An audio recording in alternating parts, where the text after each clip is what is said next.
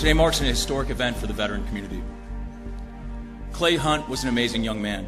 In February, Jake Wood described his friend and fellow Marine, Clay Hunt, in a ceremony at the White House. Hunt killed himself in 2011. He was 28.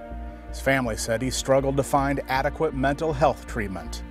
The Clay Hunt Suicide Prevention for American Veterans Act is designed to make it easier for vets to find care by adding more psychiatrists and expanding programs that are working. Every service member has different limits. Iowa Senator Joni Ernst, the first female veteran to serve in the U.S. Senate, told me the invisible wounds of war cannot go unnoticed.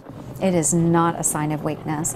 If anything, it takes a very courageous person to step forward and say, you know what, I think I need a little extra help in this area. I just need to talk to somebody. Rebecca Morrison's husband, Ian, tried to get help 6 times.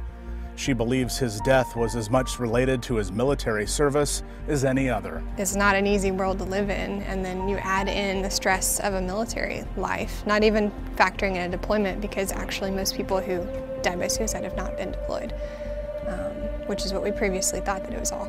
You know, combat. Suicide in the military historically has been about the same as suicide in America. So it's not just a military issue, it's an American issue. The American Foundation for Suicide Prevention reports 40,000 Americans die by suicide every year.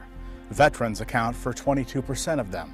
Sometimes when you're gone, it's like life continues to happen, and when you come back, you realize that life has happened, and you've been gone for a year, you've missed it. So it's like, how do I fit back in? I mean, it's every time you're gone for a few months, that's what happens. You know, you have to figure out, how do I reconnect? And that's hard. I've seen as many as 60 or 65 people in a week when it's super busy. I do a lot of group therapy. Terry North is a PTSD specialist with the Omaha VA. I think when people come in, they are really anxious. They understand it's a trauma treatment clinic, and they think they may have to jump right into details of very painful experiences, and that's not how we operate. And I think that's really reassuring to people, and that part helps give them hope. They realize that they're going to get an opportunity to try to feel safe and connected. When we come back, a member of Jesse Tolbert's squad opens up to me about his own struggles. Plus, finding hope out of tragedy. If you feel so inclined to get involved to support a veteran group, you know, a veteran service organization, there's over 40,000 of them. You know, you could find one. When WOWT 6 News' Brian Mastry reports returns.